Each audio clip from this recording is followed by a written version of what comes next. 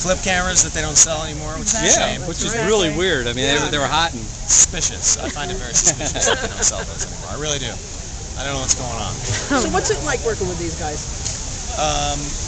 Working with them is all right. Them getting to work with me is awesome. No, it's great. The crew? Well, the crew in Philly is great. I mean, it's so nice to see them every year. We only get to see them once a year for like a week or so. So it's great to come to Philly and see them. I mean, the cast is it's awesome. I mean, it's like working with your best friends. It's the greatest job in the world. Couldn't ask for a better job. Yeah. That it is. I wanted to ask about your character. Yeah. He's a sociopath, but thinks he's a decent, normal, nice guy. Yeah. Where did that come from within you to build that? Well, I find extraordinarily self-centered people who don't take anyone else's needs into consideration so funny. I have always thought that it was a very funny quality in people, you know, the kind of people who don't use their blinker, the kind of people who just, you know, who just don't take anybody else into consideration seemingly in their life. So I like the idea of creating a character who essentially thought of himself as a good guy, but just completely had blinders on in terms of, you know, taking anyone else's needs into consideration. I just find that very, very funny. And you know, it definitely comes off. He definitely, year after year, as the character progresses, starts to seemingly become more and more of a sociopath. But I don't think he is genuinely a sociopath. I think he does feel emotion. He's just not very good at showing it, or he mostly only gets emotional when it comes to himself. God. Well, can you kind of talk about the new season? What are we going to see this year? We talked a little bit with Charlie and Rob about it. I'm actually more. I would have to say I'm more excited about this season than I have been in a lot of seasons in the past. I just think it's we're definitely taking things to the next level. It's darker, it's wilder, it's funnier. We're getting into some pretty outrageous shit this year. We're also doing a really fun two-part high school reunion episode where we're going to bring back a lot of characters you've seen in the past on the show. But even more exciting than that, we're going to bring into play a lot of characters that we've talked about on the show, but that you've never actually met. One in particular, Tim Murphy, who's the guy who we established in the first season of the show, slept with my prom date. So there's a nice confrontation between myself and the man who slept with my. And you can imagine how Dennis might react to something like that, being as egotistical as he is. There's a great episode where we had this idea where we thought it would be funny. We thought the idea of the movie Pretty Woman was always such a funny idea, like that we wanted to sort of do an episode where we portrayed what it would actually be like to try and marry and have a relationship with a prostitute. So we've got Frank getting into a relationship with a prostitute this year. And of course, I'm sure you've heard by now, Rob gained 50 pounds for the season. So we're going to be addressing his sort of decline as a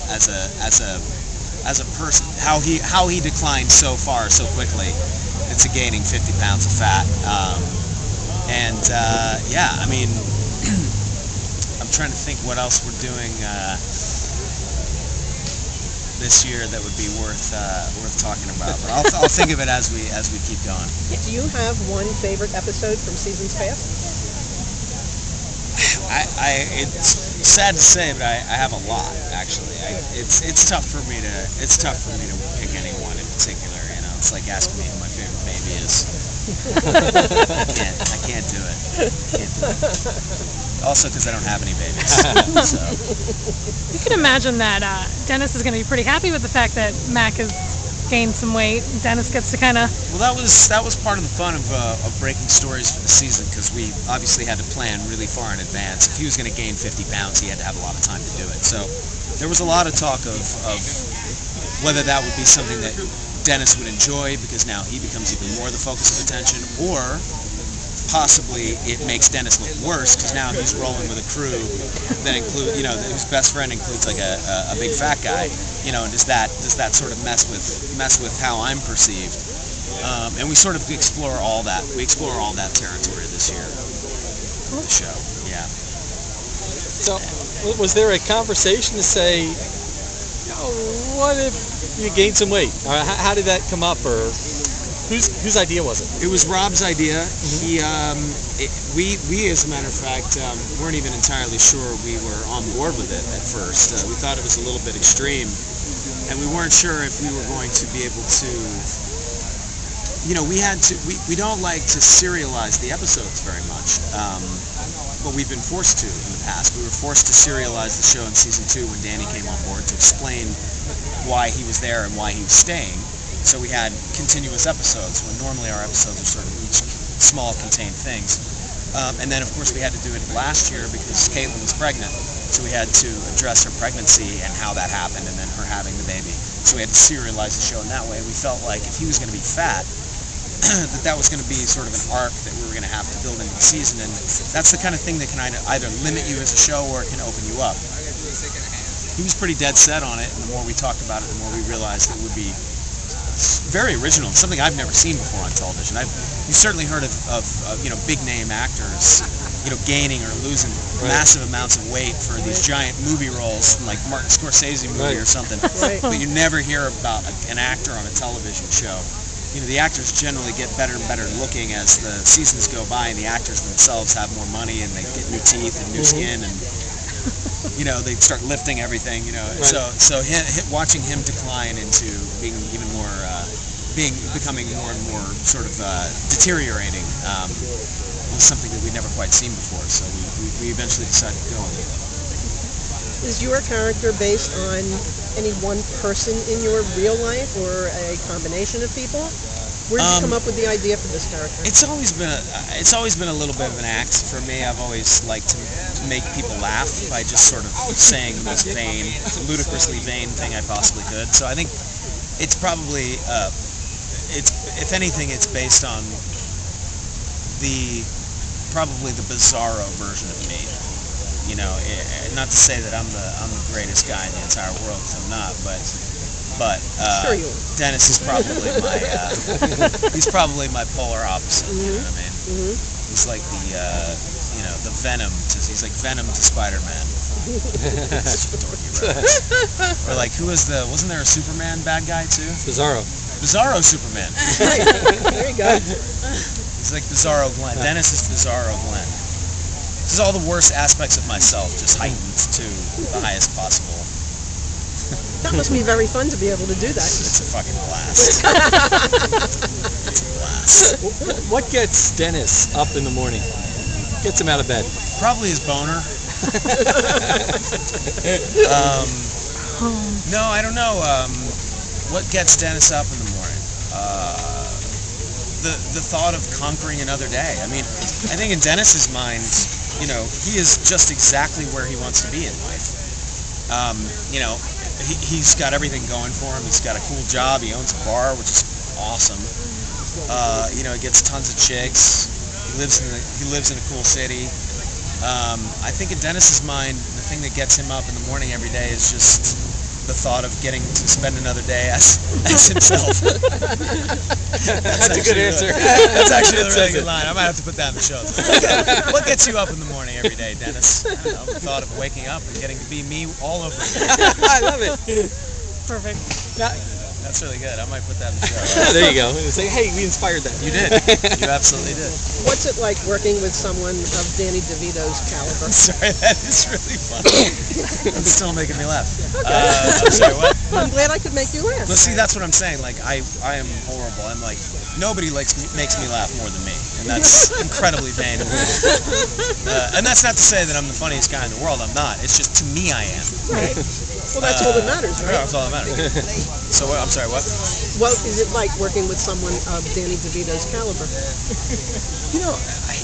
I can only speak to what it's like to work with Danny, not necessarily other people of his caliber, just because Danny is such a unique human being. I mean, I think usually somebody of his sort of stature in Hollywood can, just be a right cocksucker, and he is just the nicest guy you'd ever possibly want to meet. I mean, he's nice, he's friendly, he's open, he loves people, he loves his family. I mean, it's an inspiration to all of us to see a guy who's had so much success and made so much money in this business, be in so many ways grounded. as you possibly can. But then you get the things like, we go to a restaurant today for lunch, and he starts asking the fucking kitchen to get him shit that it's not even on the menu, and of course they do it because he's Danny DeVito. So, he gets the perks. He gets the perks too, but people love him so much that and he's never an asshole about it. Cool. Yeah. What other stuff do you watch on TV? Do you watch TV? I don't have time to watch a ton of TV, but I actually love watching. I love watching TV when it's good. I mean, there's not a ton of great stuff out there, but there's enough to keep me interested. I mean, probably my favorite show on television is Intervention. I mean, I'm just totally addicted to that show. I've been getting into Breaking Bad lately. I think that's a fantastic show. It's just really well written show. In terms of comedies, I almost never watch comedy just because it's what I do for a living. Yeah. I think most people go home and they watch comedy because it's a release for them. They had a shitty day at work, they go home and watch something that makes them laugh. For me, it's like going home and watching something that I just did all day long. And, but in terms of comedy, I mean, I still really love South Park, and I really enjoyed. I still haven't seen the second season of it, but I really enjoyed the first season of Eastbound and Down. I thought that was a fantastic show. But yeah, I mean, I don't watch a ton of stuff. At least you didn't say I don't have a TV. People say they don't have a TV. That's a they have a fucking TV. douchebag answer. Yeah. I don't own a TV. Yeah, you watch fucking TV at your friend's house. Yeah, for one, bitch. Exactly. I don't have a TV. Fuck off. That's bullshit. Excellent. Or I don't watch any TV. I just watch movies. Right. Oh, right. What do you watch it on? And then you go over to that person's house. You can fucking catch them watching The Real Housewives of the OC, and they're like, "Oh shit!" No, I was just watching a movie. So, can you tell me a little bit about, or tell us about your Philly connection? What have you learned about Philly, or tell us about how you feel about Philly in regards to the show and in regard to yourself. I did a play in Philly right out of college. It was the first time I'd ever been here. I'm not from Philly. I was broke as all hell because I was only making $400 a week. So I really got a sense of the city just from kind of walking around. It reminded me of, at the time I was living in New York City, and I was broke as shit there. So basically my life in New York City and my life in Philly initially were pretty much the same. Chinese food, Irish pubs, and then just trying to scrape by. But no, I mean, it's a great, I'm completely biased because, when I come here, we get such a warm welcome. I don't know what it's like for everybody else, you know what I mean? I doubt that many people roll into Philly and everybody's like, "Hey, what's up, man?" Fuck you, get the fuck out of my way. But I don't get we're the that city shit. of brotherly love. The city of brotherly love. I get a lot of love here, so, it's kind of a beautiful thing. And I'm usually here with a big group of people, so I hate when people ask me what my favorite restaurant is. The truth is, I've been to so many good restaurants in the city, and I don't know the name of a single one of them. Because basically people are like, "Oh, we're going here tonight." I'm like, "All right." And I fucking get in the car and I go and I show. That's gonna sound so douchey. That's gonna sound so douchey. That's We'll edit. gonna come off You'll so sound douchey. great. But what I mean to say I'm not gonna edit, but we'll point that out. No editing. it's been we just get a lot of love here, so it's made very easy for me here, I guess is what I'm trying to say, because the city seems to have really embraced our show and our characters, which I really appreciate. So it makes certainly so my experience of the city is different than somebody else's, but I love it here. Cool. Okay. All right. Yeah.